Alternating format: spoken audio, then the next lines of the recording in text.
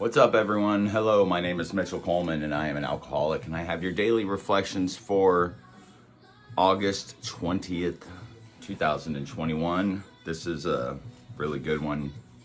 Lots of highlights in this one.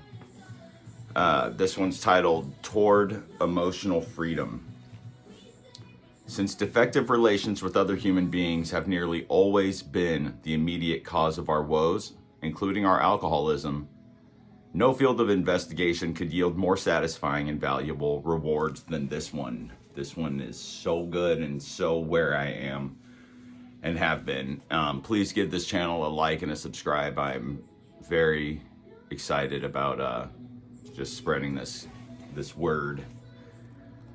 And it resumes, willingness is a peculiar thing for me in that over a period of time, it seems to come first with awareness, but then with a feeling of discomfort, making me want to take some action. As I reflected on taking the 8th step, my willingness to make amends to others came as a desire for forgiveness of others and myself. I felt forgiveness toward others after I became aware of my part in the difficulties of relationships. I wanted to feel the peace and serenity described in the promises.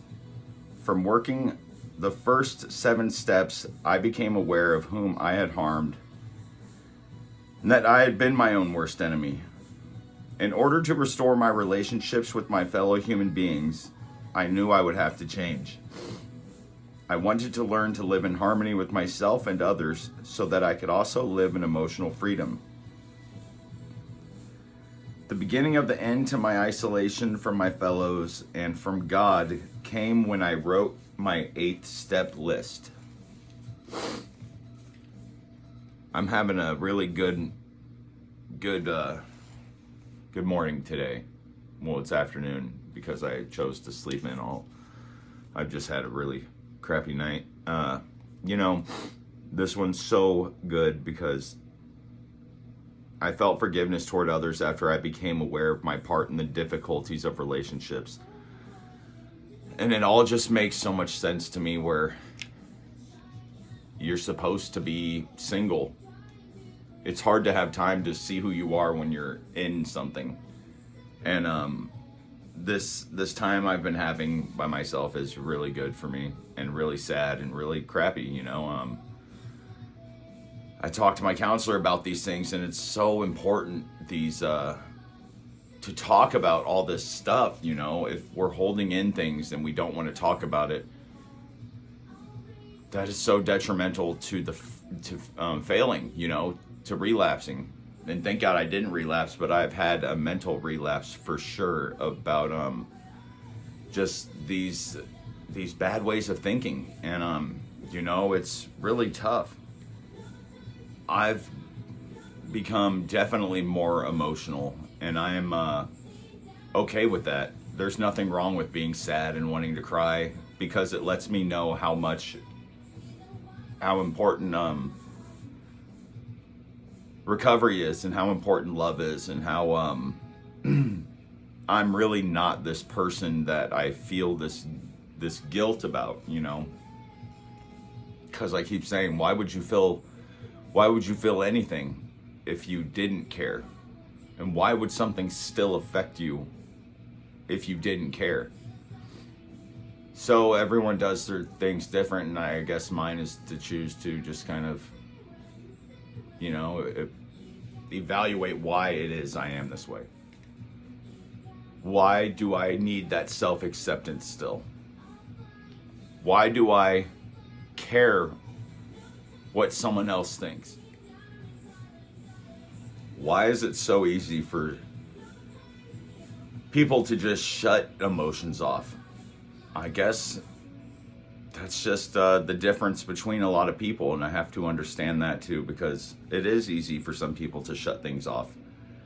And it is easy for me to be aware of why I need to do it, but I am that empath and I want to feel it, and I do, and I feel everything, and it's so hard sometimes because I still have messed up. but to separate myself from that mistake is difficult, and that's why I have to practice these daily things, and I have to stay on top of why it is. And a lot of these things you learn, and it's too late. It's too late to salvage what you thought you had, and you just damage relationships, and it's horrible, and it's so freaking hard to like try to just be like, all right, that's that, done. Now I know what to do. Time to move on. And it's like, fuck that. Fuck that.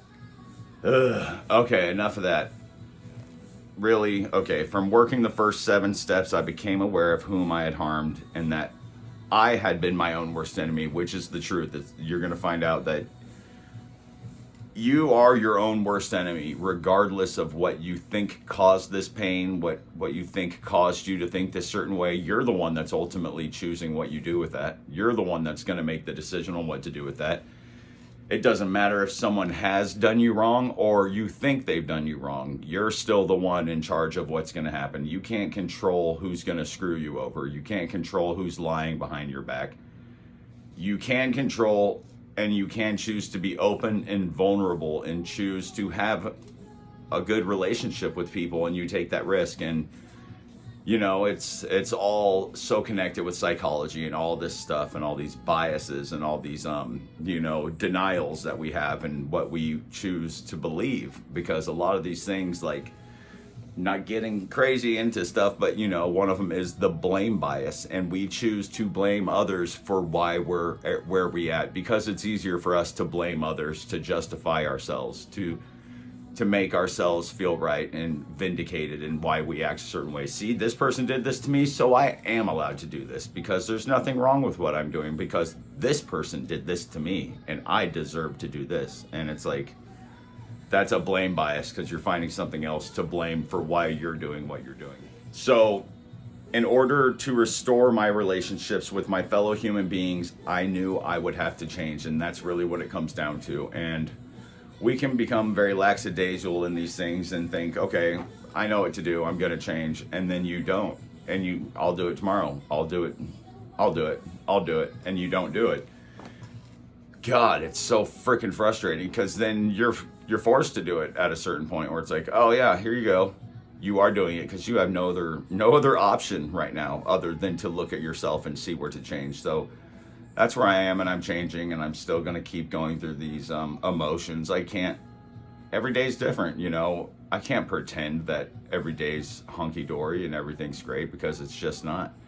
And that's where stoicism comes into play too. We have to be able to control our emotions. That's where mindfulness comes into play, where we have to be able to be aware of our emotions and look at it. That's where psychology comes into play, where we have to be able to recognize our behaviors in these things that could lead to relapses in anything, not just drugs and alcohol, relapses in judgment, relapses in decisions. The psychology and being aware of different personalities that can help us to be more aware of what kind of person we are being open with and vulnerable to. And communication, again, always, all this stuff. And I am bringing all this stuff up, and this is a long one, because really, where it says, since defective relations with other human beings have nearly always been the immediate cause of our woes, including our alcoholism, no field of investigation could yield more satisfying and valuable rewards than this one. And it's so true. This will bring us our emotional freedom. And again, it's not saying that it's going to make us into a robot and we're going to accept everything, because all it takes is one song on the radio. All it takes is one letter you find. All it can take is anything, just like it could be with alcoholism. When I'm writing down my relapse prevention plan, I have all these cards that I have to write down that could be possible triggers, and you get to make a title for them. And then I'm like, man, this is difficult. But then I realized, no, it's not, because I used anything and everything for an excuse to drink. And really, it's not even the excuse of anything of the alcohol, it's anything. So it is stuff, emotional stuff. And that's why it's important that we look deep into ourselves through meditation, through spirituality, through mindfulness, through psychology, through all sorts of things, through alone time with ourselves, spending time with our family. Life is good, and I'm not crazy, because I feel like I'm fucking crazy sometimes, and I'm just not. I'm just changing, and that's what we do. When we grow, it's uncomfortable, and I've grown and I've learned a lot, and I just need to move on. And I love all you guys, and I apologize for rambling on this one. It's just been it's one of those times, you know.